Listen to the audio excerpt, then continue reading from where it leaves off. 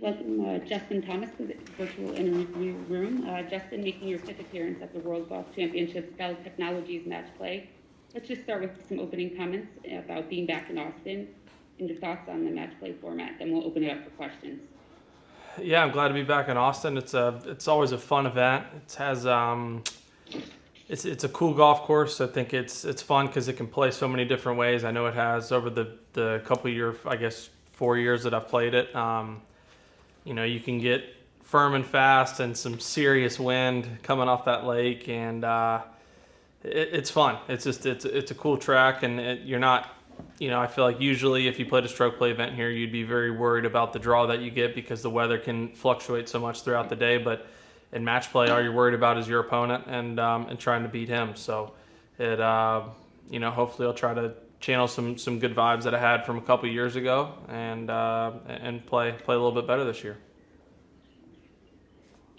Okay.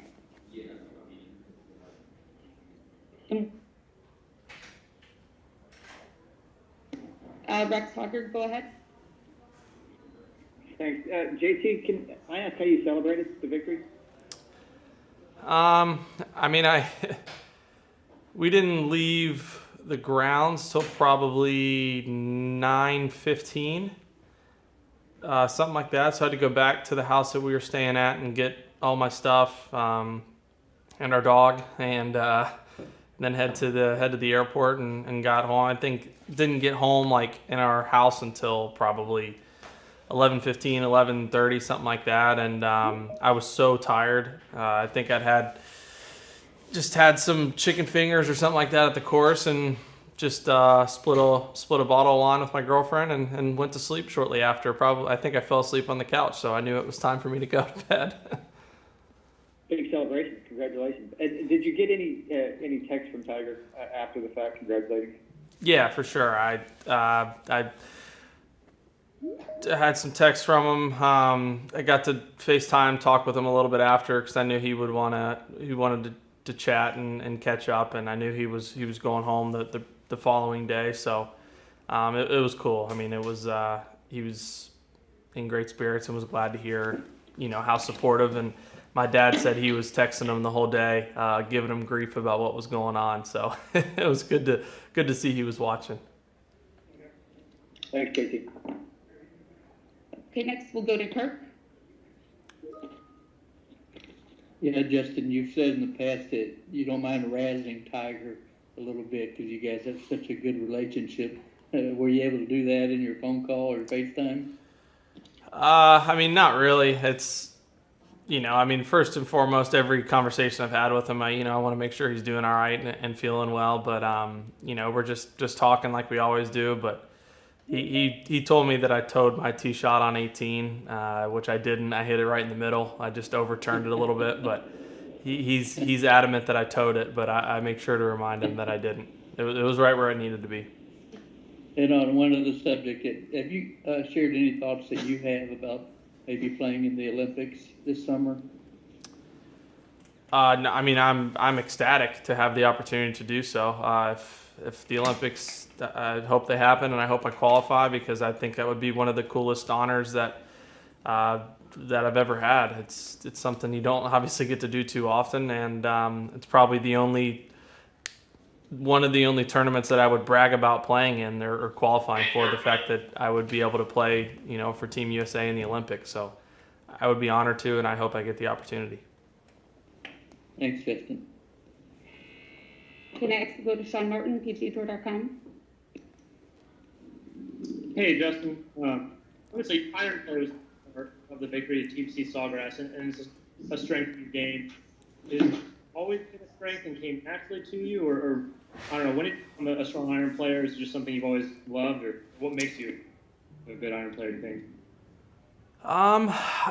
To be honest, I don't know. I don't like know when it happened, or I don't know maybe what necessarily makes me a good iron player. I obviously I practice it a lot, but I practice a lot of areas in my game. But it feels like it's the area in my game that I have to think the least. So that's I think kind of speaks for itself. I think a lot of people in this game. If you ask Rory, what he tries to do with the driver and how he tries to swing, and he probably tells you, I don't know, I aim there and I hit it as hard as I can and it goes where I want. Or Jordan with his putting, like, hey, what are you trying to stroke it, or how are you trying to get the ball to roll? And he's like, I don't know where I'm aiming, I'm just kind of hitting it and it goes in a lot. So I've been fortunate to get on a run where I've hit my irons well since I've gotten out on tour, but I would say a lot of it's hard work that my dad and I have been doing, and just trying to make sure it's something that I can repeat, because even if it's something that maybe that I don't like or we don't like the look of it as much as potentially something else, as long as it's repetitive and it's going to do what I think and know it's going to do, the ball flight that is, then it's as good as it needs to be. As a kid, was shaping shots and creating iron shots something you just enjoyed about the game? I definitely enjoyed it.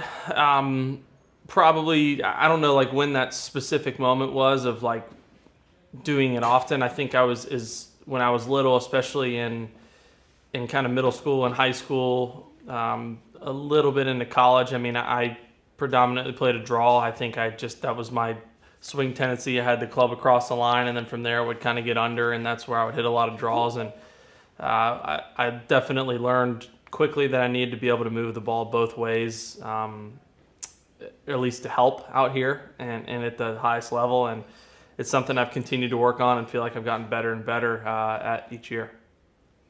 Cool. Thank you. Mm-hmm. Okay, next we'll go to Todd Lennox, please. Hey, JT. I'm doing a history on the 2008 U.S. Open at Torrey Pines. You're 15 at the time. Where were you for the Sunday final round? Were you watching it? And did you take off school Monday for the playoff? And what do you remember? What are the key moments for you? Well, it was in the summer, so I didn't have to take off school, luckily. Right. But that wouldn't have been the first time I'd missed school because of a golf tournament. So I probably would have anyway. But I was in Ashland, Kentucky for an AJGA event, and I think I had to qualify on Monday, maybe. I was there Sunday I just remember it was like raining, and there was a bunch of us underneath like this shed, and there was a tiny TV up, and a lot of us were watching it there. So I don't know if that was Sunday or Monday, but I can't specifically remember, but I just remember watching that U.S. Open there. At least I'm pretty sure I do.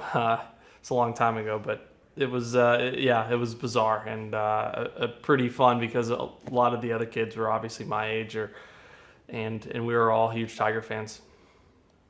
So you're basically under a shed cover watching on a little TV. Yeah. Okay. How big a fan were you then, and how much were you rooting for Tiger? I was a huge fan then, and I definitely was rooting for him. Anytime he was on TV or had a chance to win, I was rooting for him. Do you remember the putt on 18 on Sunday? Do you know if you were watching on the shed then? I don't. I'm sure I was if I had the opportunity to, but I can't honestly tell you that I remember. Had you watched a lot of U.S. Opens before that, and was that a standout for you at the time?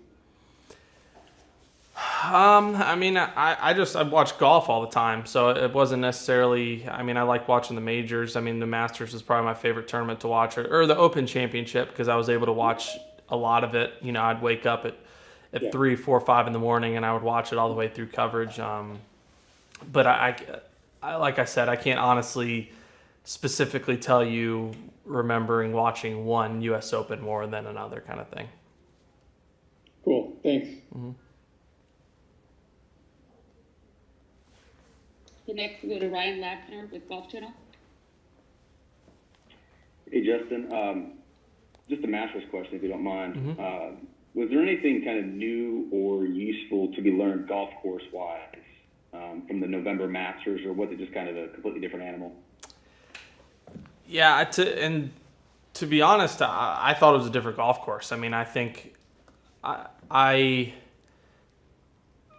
DJ, I think, would have won whether it was like it was in November or in April. He played far and away better than everybody else, but I think and it might sound bad to say, and I don't mean to take anything away from them, but I don't think it's a coincidence that some first timers or younger guys played well, because a lot of the past experience, at least I had only played 4 or so times, and it was ingrained in my memory. So I can't imagine someone, like Tiger or like Freddie, like those veterans, or like Phil, that have played so many Masters, that are used to that ball being so fast down number 15, chipping that way, and just a lot of little things here and there that I had a hard time getting used to. That really just wasn't the case this year. But at the end of the day, everyone had the same amount of time to prepare. Everyone knew what the golf course was, and it just was about execution. But it definitely was. You had to go about it, I think, differently than you do in April when it gets firm and fast. You mentioned that shot on 15. Are there any other examples throughout the golf course that was just kind of mind-blowing, the differences between the two? Yeah, I mean, there was, one green you could get the ball to stop kind of in the middle of the green a little bit easier. I mean, holes like 2 with that back pin, or even you get that kind of middle right pin where you can use the slope, like it wouldn't go all the way.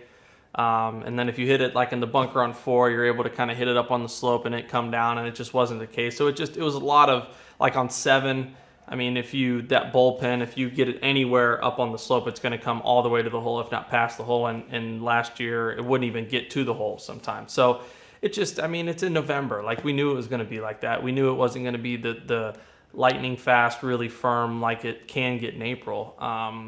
So, I mean, again, it wasn't like we showed up on Thursday and it was like, oh, wow, this wasn't what it was the last 3 days. We knew what we were getting into. Thanks, man. Okay, next we'll go to Bob Ballou, KITV. You're muted.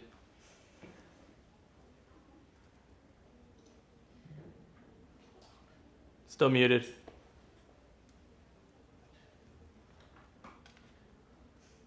No, yeah, there you go. First time ever using Zoom. I don't know how to. Never done this before. What's the mental challenge of this event compared to others? And when you make it to a Saturday and Sunday, as you try to grind through that, what do you think some of the biggest challenges of that part of it are? Well, I've only made it to Saturday once, so that was fun. But it's kind of weird and different, just because obviously your match is most important, and you just keep winning your matches. It doesn't matter what everybody else does, but it does matter at the same time. I mean, especially when you're going through the pod play, I mean, you hope other guys do something else, especially once you get to that second and third round. But you know if you go 3-0, you're going to be fine. You're going to get through. It doesn't matter. And I think that's something I've struggled with in past, is looking too much at maybe other matches, or worrying about what else is going on, or playing to my opponent too much. I mean, there's an extent where you want to play to what they're doing, but at the end of the day, I mean, if I was teeing it up on Thursday in a 72-hole stroke play event here, I would feel good about my chances, of beating a lot of these guys, and especially if I'm playing well. But sometimes you feel like I try to change my game plan or do something different, and that's something I've struggled with. I think that's why I haven't played well. So I really need to stick to my game plan and how we play the golf course this week, and if for some reason we have to alter something, then so be it, but hopefully just end up sticking to our game plan. And then second, just how much over the last few years have you and Jordan actually talked golf?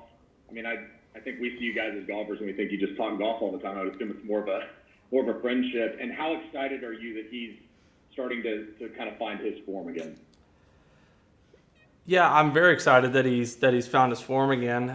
I knew, I mean, he would still probably argue that he hasn't, or he's not. I know he's not where he wants to be. No golfer is ever where they want to be.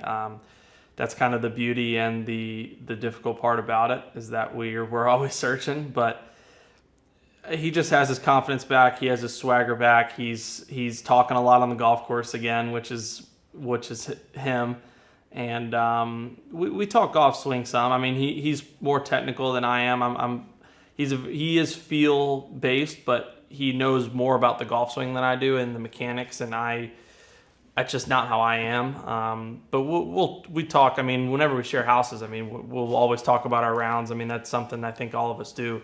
But it's not like we're texting on a Tuesday and an off week about how to hit a fade or these draws we were doing or whatever it is. It's usually just 27-year-old guy talk. Okay, next we'll go to Art Strickland, golf.com.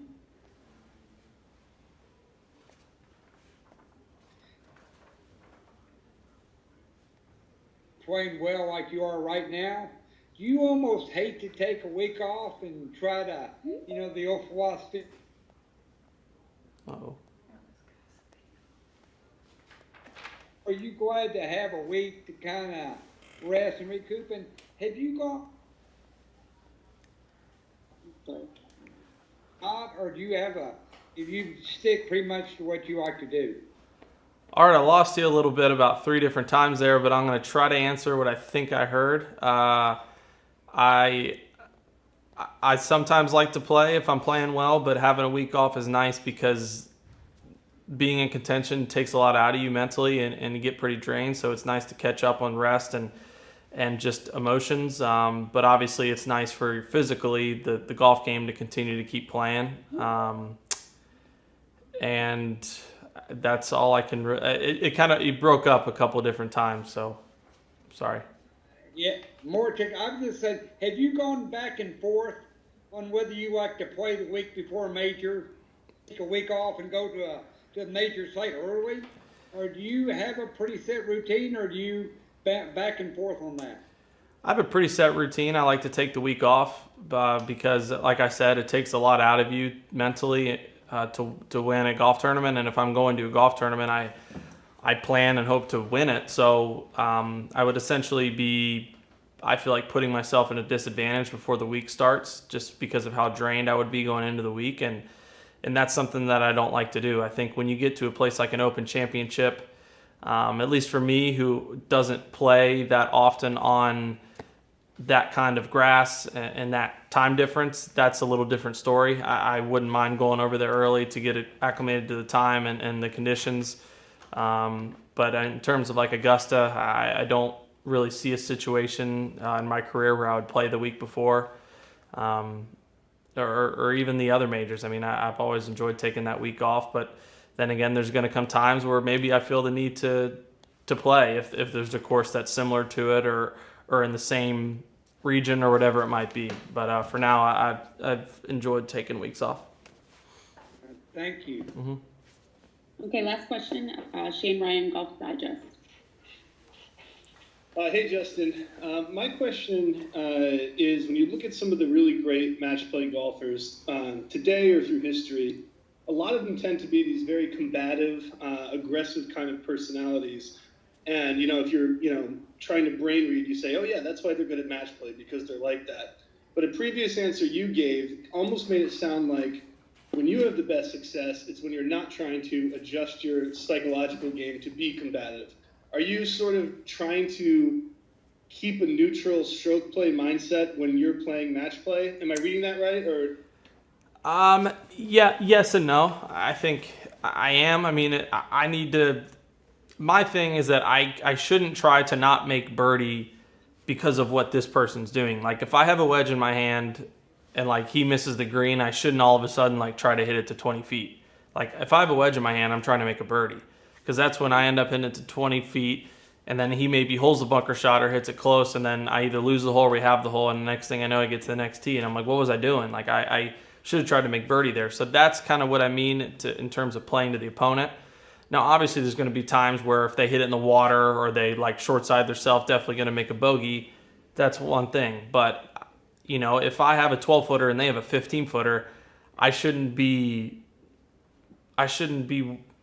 not focused on my putt until, they made it all of a sudden. Now I'm like, oh, crap, now I got to make this putt to have the hole. It's like, look, I'm trying to make this putt because I want to make a birdie and I want to go one more under par than I was when I started this hole, just like I would be in a stroke play event. So I think that's the similarities that I need to take into this week that I do into a stroke play event. And I know a quick follow-up. I know this is not an easy one to answer, but psychologically, do you notice a difference in yourself in how you think of the opponent on a match play week? And how I think of the opponent? Yeah, are you more combative? Are you coming more aggressive in your own mind against this other person because For sure. of the new format? Absolutely. I mean, I hope every match I play against everybody in match play, they play the worst round of golf they've ever played in their life. I mean, I don't care how much I like the person or how great they've been to me. If it's match play, all I got to do is beat that guy. And selfishly, I hope they don't play well. Gotcha. Thanks, Justin. Yeah. Okay, thank you so much, Justin, and good luck this week. Thanks. Appreciate your time.